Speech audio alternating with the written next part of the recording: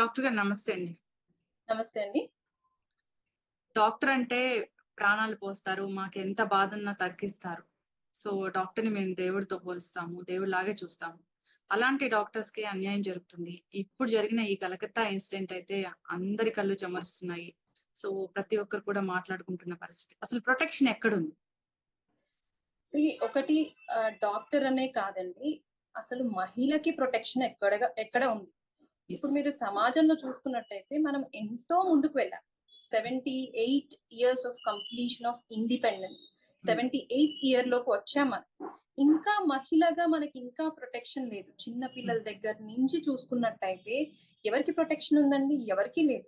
అంటే మనం సమాజం ఎంత అభివృద్ధి చెందినా కూడా బేసిక్ థింగ్స్ ఒక మహిళని కాపాడుకోలేకపోతున్నామండి.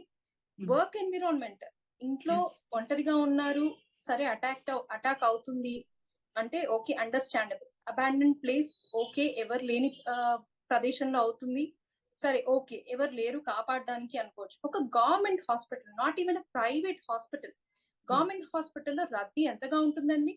ఒక గవర్నమెంట్ హాస్పిటల్లో అంత రద్దీ ఉన్న హాస్పిటల్లో, అంత పేరొందిన హాస్పిటల్లో ఒక సెమినార్ హాల్లో ఒక అన్యాయం జరిగింది. అవునా? ఒక అన్యాయం జరిగినప్పుడు ఎవరికి వినిపించలేదా? అదే ఒక మిడ్ నైట్ లో ఒక పేషెంట్ ని తీసుకొని వచ్చి ఏదైనా ప్రాణానికి ప్రమాదం అవుతే ఒక డాక్టర్ ని కొట్టడానికి ఒక 100 మంది వస్తారు. ప్రాణం విలువ అందరికీ ఒకటే, డాక్టర్ కైనా ఒకటే, సామాన్యులకైనా ఒకటే. ఒక ప్రాణం పోతుంది అంటే డాక్టర్ తన సహాయ శక్తిలా ప్రయత్నించి ప్రాణాలు కాపాడతారు. అలాంటిది ఒక మహిళ, ఒక ట్రైనీ డాక్టర్ వాళ్ళ సెల్ఫ్ హాస్పిటల్లోనే వాళ్ళకి సంరక్షణ లేకపోతే ఇంకెక్కడ ఉంటుందండి?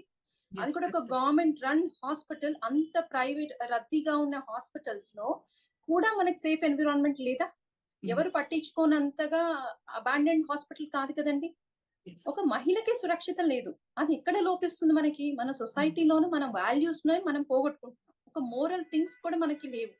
అంటే క్రైమ్ రేట్ ని పెంపొందిస్తున్నామా మనము? ఇంత అభివృద్ధి చెందిన దేశము, మనం ఇంకా స్పేస్ లో కూడా మన మహిళలు వెళ్తున్నారు. బట్ సంరక్షణలో ఎక్కడ వెళ్తున్నామండి? ఇంకా ఎక్కడ అది మనం లాస్ లో మనం అక్కడ లూప్ హోల్స్ ని ఎక్కడ మనం చేస్తున్నాము? There we are lacking it. It's not about the doctor thing now, it's about the safety of the women. ఖచ్చితంగా డాక్టర్ గారు. సో ఇక్కడైతే జస్టిస్ అంటున్నారు. అది ఎప్పుడు వస్తుంది, ఎప్పుడు జరుగుతుంది, శిక్ష ఎప్పుడు పడుతుంది, దోషులు ఎప్పుడు పట్టుకుంటారు, పట్టుకున్న దోషిని దోషి కాదు అనే ప్రశ్న కూడా తలెత్తుతుంది. సో జరిగిన తీరు చూస్తే అది అది అది మాటల్లో చెప్పలేంది. ఆ జరిగిన తీరు, ఆ ఇన్సిడెంట్ జరిగిన తీరు. అవును. ఇప్పుడు లైక్ అంటే చిన్న కేసు అవనివ్వండి, పెద్ద కేసు అవనివ్వండి, law should be the same. We're not living అంటే మనం సౌదీ అరేబియాలో లేము, దుబాయ్ లో లేము. మనకి ఇన్స్టింక్ట్ గా మనకి వెంటనే లాస్ అమలు అయిపోయి వాళ్ళకి అక్యూస్డ్ వాళ్ళకి మర్డర్ చేసిన వాళ్ళకి, లేకపోతే ఏదైనా క్రైమ్ చేసిన వాళ్ళకి ఇన్స్టెంట్ గా మనకి ఏమి దొరకదు. It should go in to the court, it should go in to the high court. అవన్నీ కూడా క్లియర్ అవ్వడానికి టైం పడుతుంది. ఒకటి అంత టైం పట్టినా కూడా మనకి కరెక్ట్ జడ్జిమెంట్ వస్తుందనే నమ్మకం కూడా లేదు. నిర్భయ కేసు అయిపోయి 12 years అయిపోతుంది. అలా క్రైమ్స్ ఇంకా అవుతున్నాయి, క్రైమ్ రేట్ ఇంకా పెరుగుతూనే ఉంది అంటే where we're lacking. We're not asking, we're not ఏమంటారు, ఇప్పుడు మనము ఒక లాని మనం అమెండ్ చేయలేదు. ఇలా వాళ్ళ ఆలోచన రాగానే, వాళ్ళకి ఆలోచన వస్తే అది ఎలాంటిది పరిణామాలకి వాళ్ళు ఎలా గురవుతారు అనే ఒక థాట్ వాళ్ళలో వెన్నులో వణుకు పుట్టిస్తే తప్పించి ఈ క్రైమ్ రేట్స్ ఆగవు. ఖచ్చితంగా డాక్టర్ గారు, కరెక్ట్ మాట. సో భయం అనేది ఉంటే ఇలాంటి నేరాలు అనేవి జరగవు. సో ఆ భయం లేక ఎలాగైనా తప్పించుకోవచ్చు, ఏం జరుగుతుందిలే. ఆ మైండ్ సెట్ ని మార్చాలి. ఇప్పుడు no one is born a criminal. ఎవరు పుట్టుకతోనే క్రిమినల్ అయిపోరు. అవునా? ఒకటి అప్బ్రింగింగ్ ని మనం తప్పు పట్టలేము. వాళ్ళ తల్లి కూడా చేసిన వారి ఎవరైతే ఉన్నారో వాళ్ళ తల్లి కూడా she'll be ashamed of him. She is not saying that నా కొడుకు నిర్దోషి అని ఏమి చెప్పడం లేదు. అవునా? She is also telling every one that he is a criminal అని. సో అప్బ్రింగింగ్, ఇప్పుడు ఏ మదర్ ని కూడా మనం తప్పు పట్టడానికి లేదు. మదర్ అని కాదండి, ఎవరిని తప్పు పట్టడానికి లేదు. బట్ యూ హ్యావ్ టు, ఇప్పుడు వాడు ఎప్పుడైతే మనకి క్రైమ్ ని యాక్సెప్ట్ చేశాడు, he doesn't have any sort of guilty in his అవును. మైండ్. అవునా, నేను చేసుకున్నాను, నా నోరు తీసుకోండి అంటే ఎక్కడ మనం తప్పిపోయాము? వ్యవస్థలోనే తప్పు ఉంది. ఉమ్. మన లా ఎవరికి వాళ్ళని ఏమి చేయలేదనే ధైర్యం వాళ్ళలో ఉంది. ఇది టైం పడుతుంది, ఏమవుతుందిలే అనే ధీమాతో వాళ్ళు ఉన్నారు. ఎప్పుడైతే ఆ ధీమాతో వాళ్ళు ఉన్నారో మనం ఏం చేయలేము.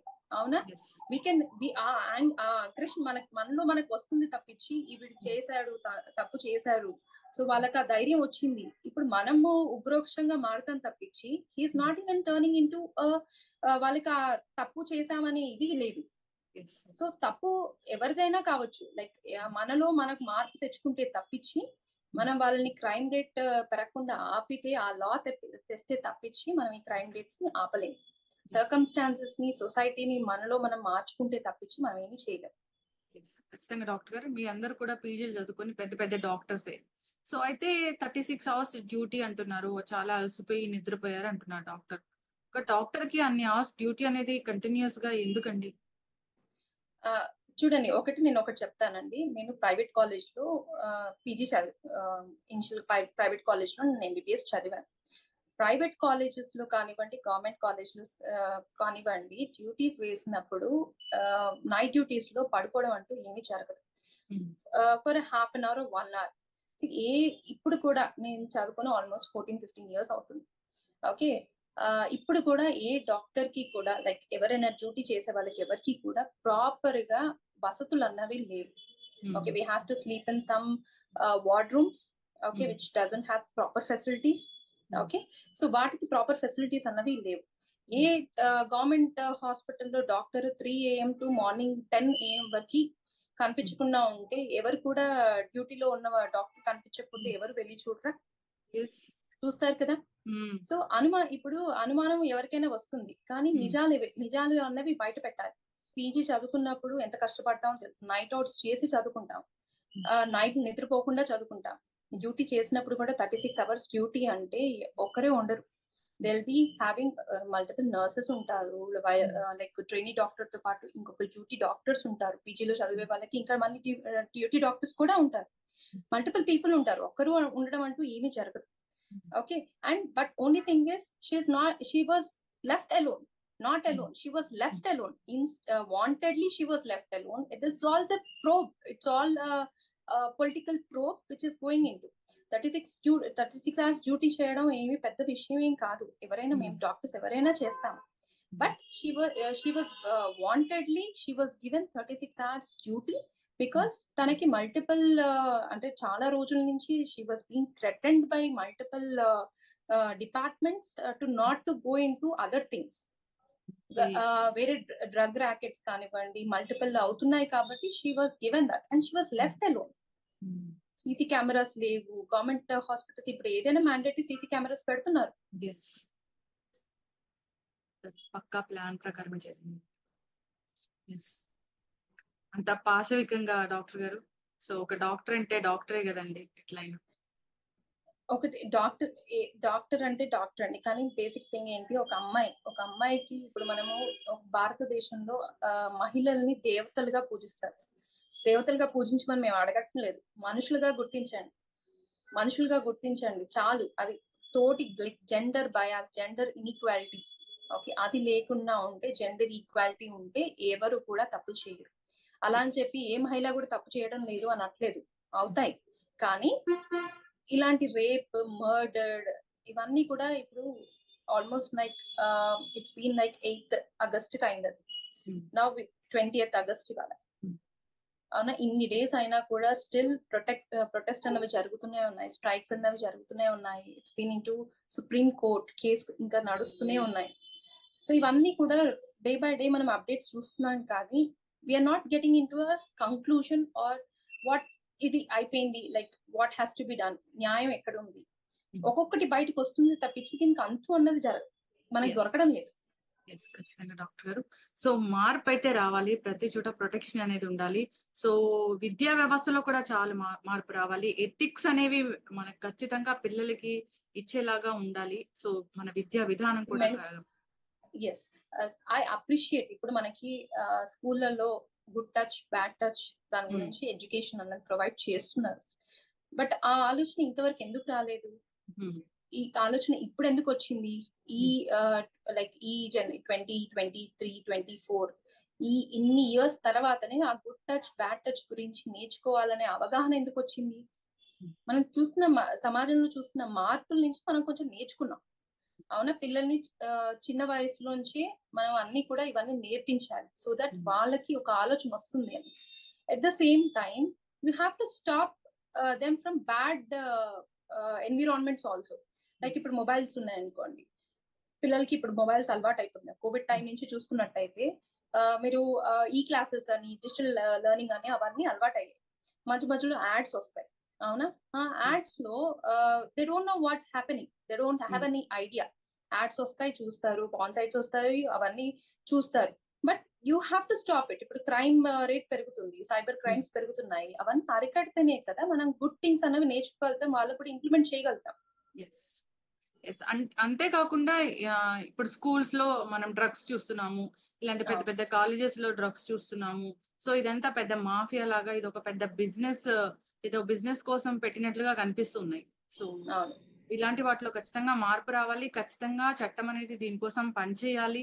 ప్రొటెక్షన్ అనేది ఉండాలి. సో, క్వెషన్ చేస్తే చంపేస్తారా? అవును. ఇప్పుడు స్మోకింగ్ కాజెస్ క్యాన్సర్ అని మీరు సినిమాల్లో, థియేటర్స్ లో హ్మ్. వెళ్ళినప్పుడు వాళ్ళు హ్మ్. యాడ్స్ వేస్తారు. అవునా?